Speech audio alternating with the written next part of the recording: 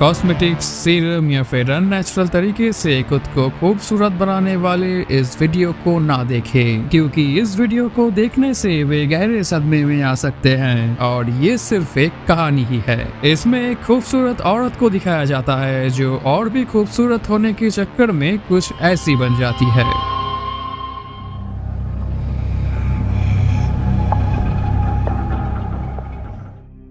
Movie के शुरू में एक युग में हरे कलर की लिक्विड इंजेक्ट किया जाता है और फिर उस युग से एक दूसरा युग निकल आता है। इसके बाद कोई एलिजाबेथ स्पार्कल नाम की बहुत फेमस एक्ट्रेस की हॉलीवुड वॉक ऑफ फेम बनाया जाता है। कुछ साल तक उस स्टार का बहुत हाइप रहता है और लोग उसके साथ सेल्फीज भी खींचते रहते हैं, पर समय के साथ हाइप खत्म होने लगता है और लोगों के चलने से स्टार भी टूटने लगता है। इसके बाद के सीन में हम एलिजाबेथ स्पार्कल को देखते हैं जो अपने शो की शूटिंग कर रही होती है। शूटिंग खत्म होने के बाद कोई उसे बर्थडे विश करती है और हमें पता चलता है कि आज उसकी 50th बर्थडे है। वो रेस्ट रूम में जा रही थी, लेकिन लेडीज रेस्ट रूम बंद होने के कारण उसे जेंट्स रेस्ट रूम में जाना पड़ता है और तभी उसकी सारी खुशी उड़ जाती है। हमें दिखाई देता है उसके show producer Harvey rest room में आता है और फोन पे किसी से बातें करते रहता है कि एलिजाबेथ अब बूढ़ी हो चुकी है और इसीलिए उसे हटा के कोई जवान लड़की को ढूंढो।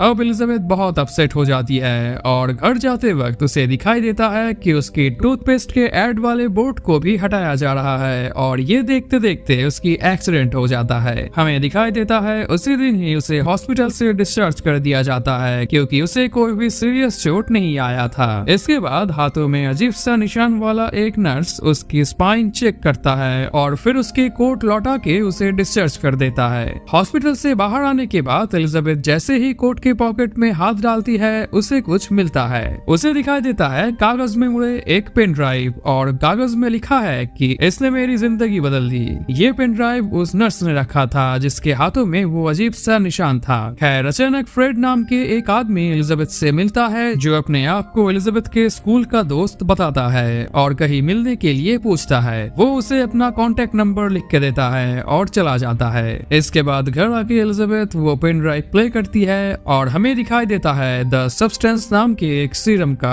एड में कहा जाता है कि सीरम को इंजेक्ट करने से खुद का एक नया जवान और खूबसूरत वर्जन आपको मिलेगा। वो नया वर्जन आपसे ही निकलेगा और 7 दिन का होगा, मतलब 7 दिन वो नया वर्जन एक्टिव रहेगा और 7 दिन ओरिजिनल वर्जन। जब एक वर्जन एक्टिव रहेगा तब दूसरा बेहोश रहेगा। हर 7 दिन बाद एक वर्जन को एक्टिव करना पड़ेगा दूसरे वर्जन को और जो नया वर्जन होगा उसे स्टेबल रहने के लिए रोज एक फ्लूइड का इंजेक्शन लेना पड़ेगा जो ओरिजिनल वर्जन के स्पाइन से मिलेगा। लेकिन एक बात जो किसी भी हालत में भूलनी नहीं है वो ये है कि आप दोनों नहीं बल्कि एक ही हैं। इसके बाद एलिजाबेथ उस नंबर पे कॉल करती है और सप्लायर बस एड्रेस बता के ही कॉल कट कर देता है।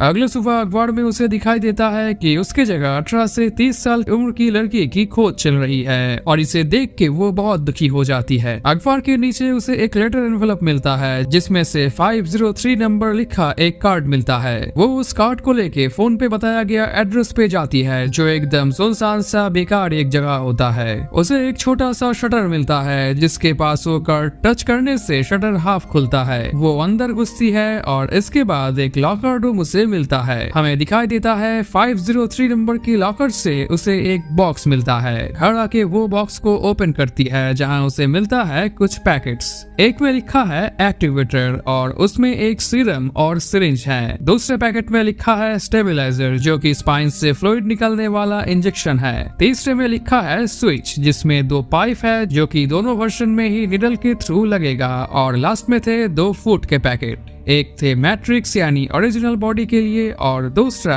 अदर सेल्फ यानी नए वर्जन के लिए। इसके बाद एलिजाबेथ वो हरे सीरम लेती है और अपने अंदर इंजेक्ट कर देती है। कुछ देर तक कुछ भी नहीं होता और जब उसे लगती है कि ये सब बकवास है तभी सिर चकरा के वो गिर जाती है और बिल्कुल ही किसी श्रिम्प या लॉबस्टर की तरह अपने बॉडी के अंदर से एक नया वर्जन बाहर आती है जो कि उससे बिल्कुल ही अलग और खूबसूरत दिखती थी। इसके बाद वो अपने ओरिजिनल वर्जन के पीठ में टाके लगाती है और फिर आईने में खुद को देखने लगती है। अचानक उसकी नाक से ब्लड आने लगता है और तब उसे याद आता है कि उसे स्टेबलाइज होना है। इसी तरह वो सिरिंज निकालती है और जल्दी से ओरिजिनल वर्जन के स्पाइन से फ्लूइड निकाल के 1 दिन का शॉट इंजेक्ट कर लेती है और फिर ब्लड आना बंद हो जाता है। इसके बाद वो अखबार पे छपी एड्रेस यानी अपने ही शो पे जाके ऑडिशन देती है और अपना नाम सू बताती है। उसकी खूबसूरती देख के हार्वी तुरंत उसे सिलेक्ट कर लेता है, पर सू एक कंडीशन देती है कि उसे हर 7 दिन बाद 7 दिन के लिए अपने बीमार माँ को देखने जाना पड़ता है और हार्वी ये कंडीशन मान भी जाता है। इसके बाद हमें दिखाई देता है सू का नया शो स्टार्ट हो जाता है और 7 दिन भी बीत जाता है। अब उसे अपने ओरिजिनल बॉडी पे स्विच करने का टाइम आता है। इसके बाद हमें दिखाई देता है कि सू बेहोश हो जाती है और एलिजाबेथ होश में आती है। एलिजाबेथ सू के साथ खाना कनेक्ट करती है और हार्वी से मिलने जाती है। हार्वी उसे अपने सारे सामान पकड़वाता है और एक गिफ्ट भी देता है जिसे लेके वो घर चली आती है। अगले सुबह उसे द सब्सटेंस ब्रांड का एक एनवेलप मिलता है जहाँ लिखा है उसके रिफिल किट लॉकर में डिलीवर कर दिया जा चुका है। इसके बाद वो वहाँ जाके अपने लॉकर से वो बॉक्स ले आती है। इसके बाद के सीन सू का होता है जो कि फिर से 7 दिन बाद यानी जब एलिजाबेथ बेहोश है। सू बाथरूम का एक दीवार तोड़ देती है और एक खुफिया रूम बनाती है अपने ओरिजिनल वर्जन यानी एलिजाबेथ को रखने के लिए। खैर इसके बाद उसके वीडियो की शूटिंग दिखाया जाता है। शूटिंग खत्म होने के बाद वो अपने दोस्तों के साथ घूमने निकल जाती है और रात को एक लड़के को लेके अपने घर आती है। इसके बाद वो दोनों इंटीमेट होने लगते हैं और तभी अचानक उसके नाक से खून निकलने लगता है क्योंकि उसे याद नहीं था कि आज 7वां दिन है। वो भाग के बाथरूम के उस कमरे में जाती है और अपने ओरिजिनल वर्जन को एक्टिवेट ना करके उसके स्पाइन से फ्लूइड निकालती है खुद कुछ घंटे एक्टिव रहने के लिए और इसके बाद वो फिर से जाके उस लड़के के साथ इंटीमेट होने लगती है। अगले दिन जब एलिजाबेथ एक्टिवेट होती है उसे दिखाई देता है उसके हाथ की एक उंगली उसकी ओरिजिनल एज से भी काफी ज्यादा एज की दिखने लगी है। असल में नियम के अनुसार 7 दिन के एंड में सू को एलिजाबेथ में स्विच होनी थी, लेकिन ऐसा ना करके वो एलिजाबेथ के स्पाइन से जो एक्स्ट्रा लिक्विड निकाली थी इसी के कारण ये इफेक्ट पड़ा है ओरिजिनल बॉडी पे। ये बात एलिजाबेथ सप्लायर को कॉल करके बताती है और पूछती है कि उंगली कैसे ठीक होगी। सप्लायर उसे बताता है कि जो चेंजेस एक बार हो गया उसे ठीक नहीं किया जा सकता, आगे से ख्याल रखना, और ये कह के कॉल कट कर देता है। इसके बाद वो अपने घर की साफ सफाई करने लगती है और तभी अचानक टीवी पे सू की शो देख के वो बैठ जाती है और हमें दिखाई देता है कि वो थोड़ी सी जेलस फील करके टीवी ऑफ कर देती है। इसके बाद के सीन में वो लॉकर रूम में फिर से अपने बॉक्स लेने जाती है और आते वक्त एक कैफे में जाके बैठती है। यहाँ एक बूढ़ा आदमी उससे अजीबोगरीब बातें करने लगता है जिसके हाथों में वही निशान है जैसा उस नर्स लड़के के हाथ में था। उसका वॉलेट गिर जाता है और एलिजाबेथ को पता चलता है कि ये वही नर्स लड़के का ओरिजिनल वर्जन है जिसका नंबर है 207। खैर उसके बातों से एलिजाबेथ मेंटल प्रेशर फील करती है और अपने मोकालटी ना पीकर ही जाने लगती है। तभी वो बूढ़ा आदमी उससे पूछता है कि क्या वो तुम्हें खाना शुरू कर दिया है। असल में ये बात सच है क्योंकि सू एक बार टाइम खत्म होने के बाद भी उसके बोन से फ्लूइड निकाली थी।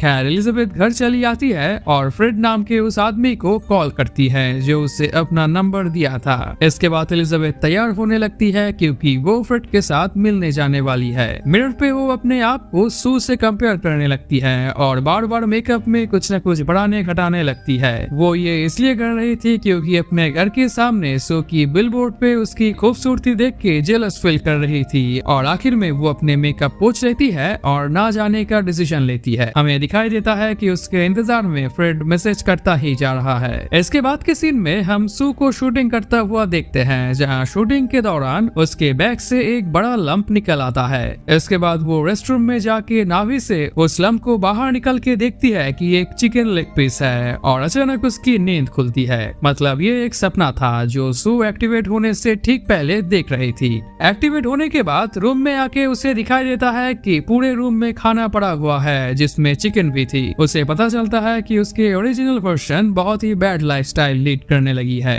इसके बाद वो अपने स्टूडियो पे जाती है और उसे पता चलता है कि शो बंद हो चुका है और हार्वी उससे अभी मिलना चाहता है। टेंशन में वो हार्वी के पास जाती है और हार्वी उसे कहता है कि अब उसे न्यू ईयर इव शो होस्ट करना पड़ेगा जिसके शूटिंग अगले 3 महीने तक चलेगा, जिससे उसे दुगना पैसा और ऐसा स्टारडम मिलने वाला है जिसका वो कल्पना भी नहीं कर सकती। इसके बाद शूटिंग शुरू हो जाता है और हमें दिखाई देता है कि 7 दिन का टाइम खत्म होने के बाद भी सो एलिजाबेथ के स्पाइन से फ्लूइड निकाल के अपना टाइम दिन ब दिन बढ़ाती ही जा रही है। खैर, इसके बाद जब एलिजाबेथ एक्टिवेट होती है तब उसकी आधी शरीर बूढ़ी हो चुकी थी। वो सप्लायर को कॉल करके बताती है कि वो नियम नहीं मान रही है। सप्लायर कहता है कि वो नहीं बल्कि तुम ही हो और चेंजेस रिवर्स नहीं हो सकता, लेकिन अगर तुम चाहते हो तो इसे यहीं पर रोक सकते हो। हमें दिखाई देता है कि एलिजाबेथ इसे कंटिन्यू करने की डिसीजन लेती है। इसके बाद रात में वो टीवी पे सू की इंटरव्यू देख रही थी, जो देख के वो बहुत ही जेलस फील कर रही थी।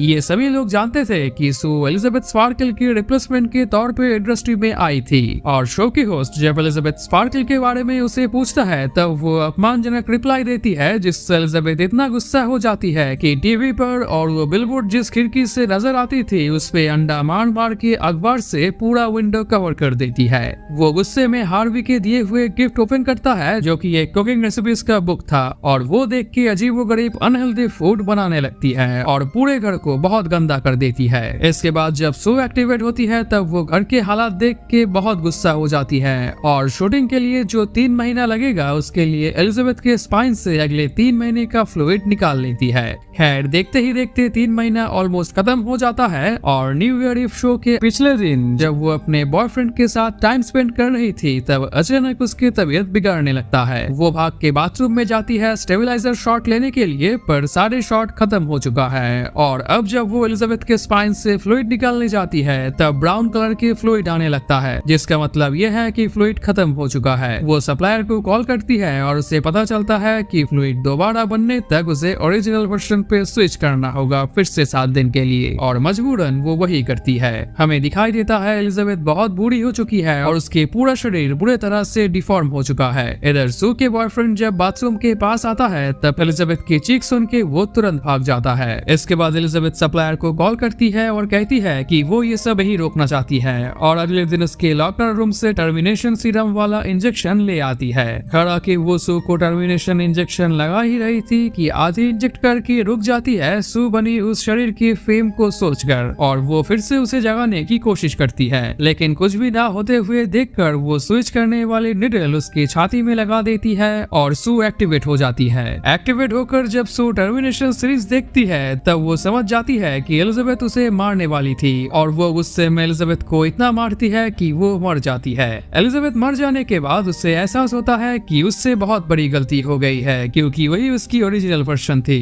इसके बाद अगले दिन न्यू ईयर इव शो होस्ट करने के लिए वो रेडी हो रही थी कि अचानक उसके सामने के कुछ दांत अपने आप ही टूट जाता है और नाखून भी निकलने लगता है। तभी उसे याद आता है वो हरे कलर के एक्टिवेटर सीरम अभी भी कुछ बचा है और वो जल्दी से घर आके वो इंजेक्ट कर लेती है, ये सोच के कि उसके एक और भी परफेक्ट वर्जन उससे निकलेगी। पर खूबसूरत के बदले एक बहुत ही बदसूरत मॉन्स्टर लाइक वर्जन उससे बाहर निकलता है जिसके शरीर के सारे पार्ट्स मिसप्लेस्ड था। हमें दिखाई देता है उसके पीठ पे एक फेस है जो कि एलिजाबेथ की होती है। खैर, वो अब सू की ड्रेस पहनती है और एलिजाबेथ की फोटो से फेस काट के ग्लू से अपने मुंह पे चिपका के शो पे चली जाती है। शो पे जब वो माइक पे कुछ बोलने जाती है तब उसके फेस से एलिजाबेथ की फोटो निकल जाता है और उसे देख के सब डर जाते हैं। हमें दिखाई देता है उसके शरीर अभी भी बढ़ रहा है, कहीं से मुंह निकल रहा है तो कहीं से हाथ तो कहीं से ब्रेस्ट, और आखिर में एक आदमी आके उसके सिर काट देता है पर उसके सिर फिर से निकल आता है। अचानक उसके शरीर से इतना खून निकलने लगता है कि पूरे हॉल में खून की बारिश होने लगती है। इसके बाद एलिजाबेथ का ये मॉन्स्टर वर्जन भाग के रास्ते में चला आता है और शरीर बढ़ते बढ़ते आखिर में फट के रास्ते में बिखर जाता है।